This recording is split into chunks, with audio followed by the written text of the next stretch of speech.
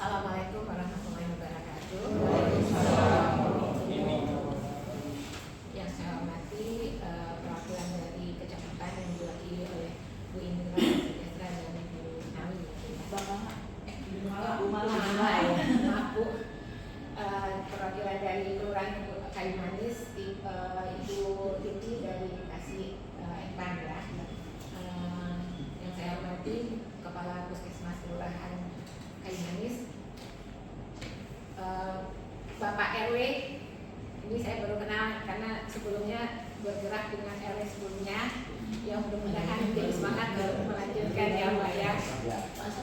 Ini kebetulan nih banyak yang saya baru kenal ya wajahnya ya. Ketika masuk yang ingat masih Pak Amran, karena Pak Amran melapor ya begini lah ya. Jadi mudah-mudahan walaupun mungkin bukan di posisi RT tetap semangat mendampingi ya Pak ya. Yang saya hormati Bu Kakak, perwakilan Dawis, perwakilan RT dan juga kader, serta ada perwakilan PPSU ya. Alhamdulillah pagi ini kita bersyukur bisa berkumpul di sini untuk tujuannya adalah monitoring evaluasi kampung bersama. Silakan. Saya masuk. Saya ada waktu. Saya di mana? Di depan, Pak. Di depan. Saya di depan, Pak.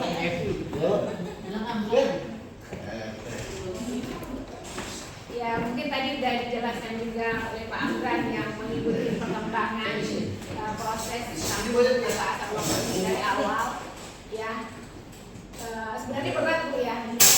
Saya tahu Pak RW sampai mengundur karena nggak kuat waktu itu, sampai mau mundur ya Pak ya, sampai mau mundur nggak mau lagi melanjutkan, tapi alhamdulillah kita beliau kembali semangat.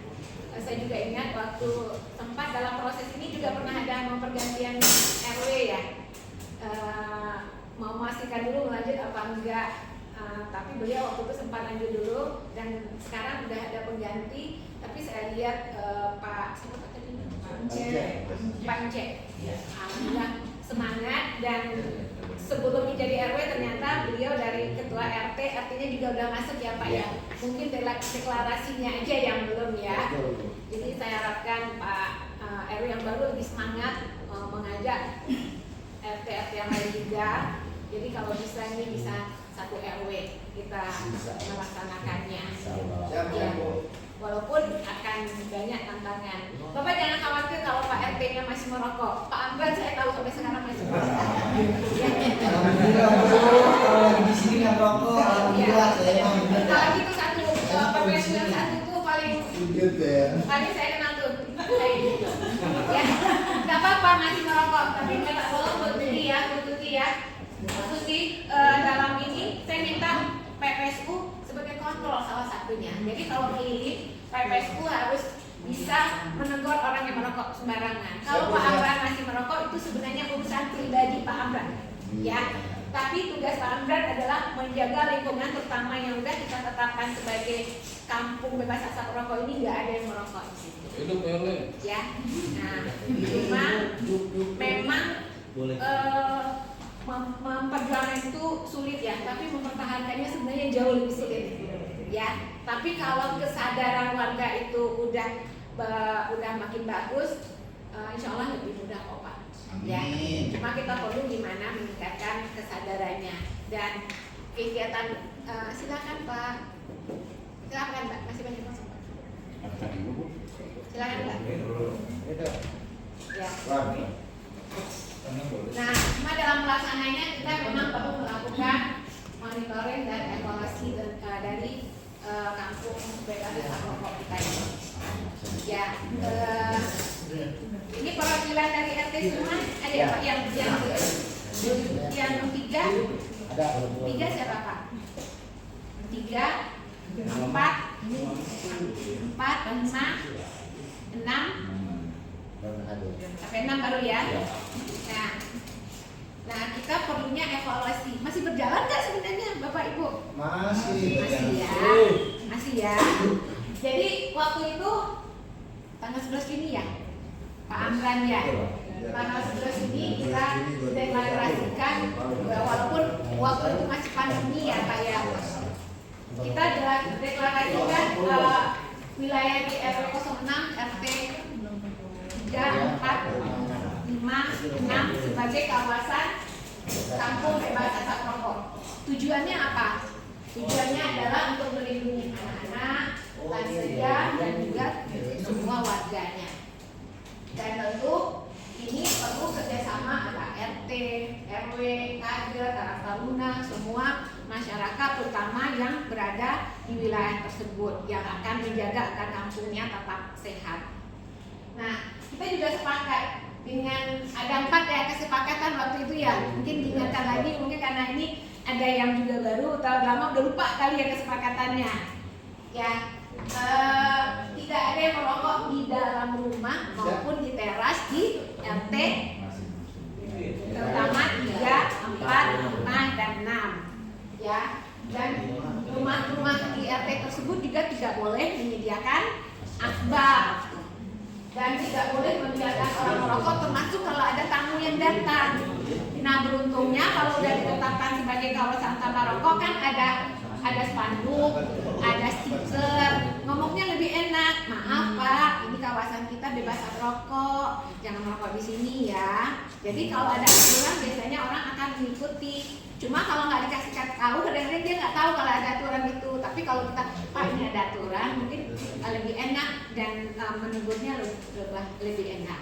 Karena memang kata Pak Amran tadi, kadang-kadang menegur orang itu kita malah diomelin ya Pak ya. Itu benar banget Pak.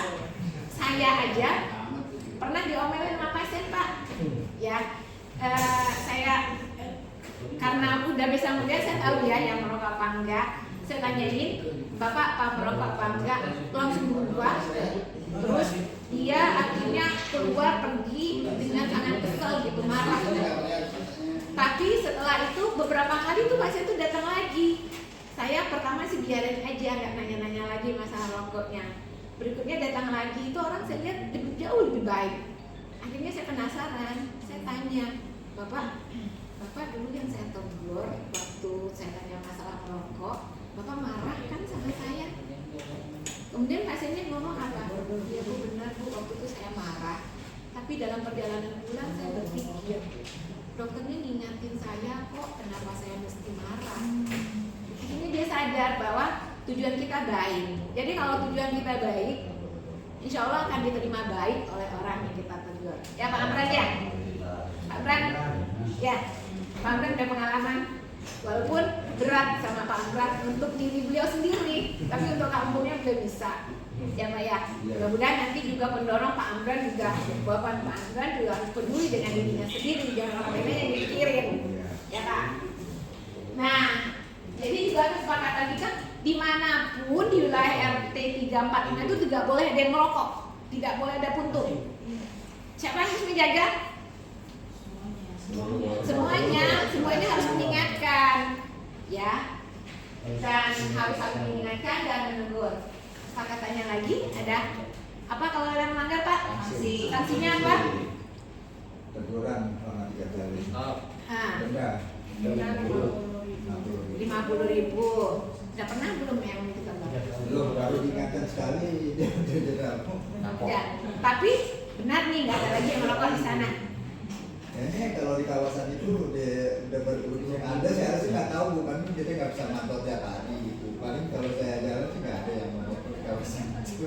Ya kalau nggak tahu ini juga jangan tiap hari, bisa sekali seminggu atau mungkin minimal sekali sebulan. Dan kalau kita bikin jadwal sih dia tiap hari Bu.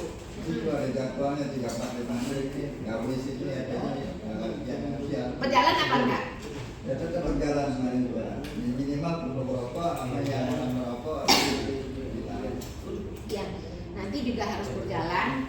Dan kalau kegiatan itu berjalan itu harus ada buktinya, ya. laporannya nggak ada Ya, laporannya harus jalan. Terus mungkin ada tulisannya ke puskesmas nanti ya Pak ya, atau ke kelurahan untuk bukti kegiatannya nanti ya. Jadi kadang-kadang di awal itu memang perlu sanksi gitu karena belum ada kesadaran, ya. Tapi kalau udah ada kesadaran, sebenarnya sanksi nggak perlu kan. Sanksi pun nggak sampai terjadi kalau kesadaran udah ada. Yang penting ini nih, kita harus saling mengingatkan. Mungkin juga kalau yang lebih enak tuh ngingatinnya Mas Hendra, karena dia udah pengalaman. Kalau mungkin saya yang ngingatin, alah Bu Dokter kan nggak tahu enaknya merokok, misalnya gitu ya. Kalau Pak Hendra udah tahu juga gimana aja sakaunya ya. Sebulan ya Pak, sakau ya Pak ya. Memang kadang-kadang sakau dulu. Ya. Nah, karena kita berhasil melaksanakan kawasan kita jadi kawasan bebas asap rokok, tentu yang kita dapatkan kan lingkungan menjadi lebih bersih dan nyaman. Benar nggak Ibu? Terima kasih. Benar nggak? Dibandingkan sebelum ada kawasan dengan sekarang lebih bersih dan nyaman nggak lingkungan Ibu? Ya. Kemudian anak-anak juga nggak lagi terpapar asap rokok. Ya. Karena kalau misalnya ada pasien-pasien anak saya tanyain, di rumah ada yang merokok? Oh enggak, aslinya jawabannya. Tapi Bu, di rumah saya merokok semua gitu. Ya mungkin kalau dia sendiri yang bergerak nggak bisa, tapi kalau kayak gini udah kerjasama dengan lintas sektor, semuanya sudah saling mengingatkan, insya Allah bisa. Jadi anak-anak kita di wilayah itu akan lebih sehat karena tidak lagi terpapar asap rokok orang yang merokok sembarangan. Ya, kemudian dengan kawasan itu warga akan terbiasa untuk mengingatkan, menyuarakan untuk hidup sehat. Salah satunya asap rokok ini nggak sembarangan. Enak nggak mau lihat tuntung rokok di mana-mana? Enak nggak Bu? Lihat tuntung rokok di mana-mana nggak enak ya. Selain kumuh juga nggak enak lihatnya. Kemudian yang penting ini ya, perlu adanya monitoring dan evaluasi. Mungkin nanti leadernya nih Pak RW yang baru nih ya Pak. Susah amat kayak. Bukan lidahnya Pak, bukan lidahnya. Ya Pak RW minta tolong bantuannya nanti ya untuk memotori jalannya pengawasan ini ya Pak. Karena kalau kita udah berjalan, kalau nggak ada monitoring kadang-kadang agak lupa lagi gitu ya. Jadi sama evaluasinya berjalan apa enggaknya. Yang nilai itu adalah masih berjalan apa enggak nih kawasan ini gitu. Bapak pastiin. Dan harapannya mungkin mudah-mudahan Bapak bisa membawa untuk satu RW ya Pak ya. Karena ini selama ini RW 6 ini jadi contoh orang-orang lain Pak. Dan di tempat lain sudah mulai bergerak dengan mencontoh RW 6. Jangan sampai orang lain makin baju, RW 6 mundur. Harapan saya ini titip ke Bapak ini dengan Bapak sebagai RW sekarang makin lebih bagus ke depannya. Ya, karena di tingkat DKI pun mulai tahun depan juga dilombain lagi, tapi RW 6 nggak boleh ikut karena RW 6 udah menang sampai ke nasional. Tapi jangan itu melemahkan semuanya, justru itu memacu Bapak. Memang saya pantas untuk lebih bagus dari yang lain. Ya Pak ya, untuk nambah semangatnya ya Pak ya. Kemudian nilai lagi kepatuhan warganya atau kesepakatan bersama. Terutama yang 4 tadi masih dijalankan atau enggak sama warganya. 5 kesepakatan itu ya Pak ya. Kemudian dalam pelaksanaannya pasti ada hambatan, tapi juga ada hal-hal yang mendukung ini tetap berjalan, masih ada dievaluasi. Apa aja sih kekuatan atau tantangan yang Bapak harus hadapi untuk tetap menjaga lingkungan Bapak ini sebagai lingkungan yang sehat. Kemudian juga tentu perlu menyusun jangan hanya gini aja Pak, tindak lanjutnya seperti apa? Ya, kayak mungkin Pak Amran dengan tim sebelumnya udah banyak bekerja sama dengan CSR lain. Gimana caranya CSR itu tetap yakin bisa membantu kita? Caranya ya melihat nyata di lapangan. Jangan hanya ngomong aja pas lihat tuh untuk rokok. Mereka jadi malas. Tapi kalau memang kita bisa membuktikan lebih bagus, mereka lebih mudah untuk mensupport.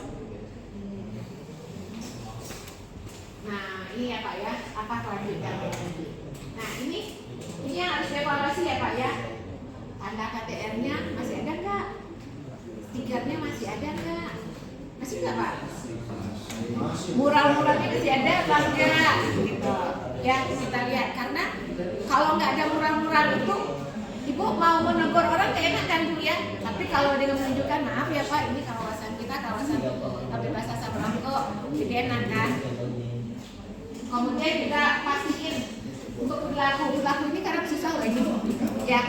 Kadang-kadang mungkin dia terlupa tiba-tiba di situ dia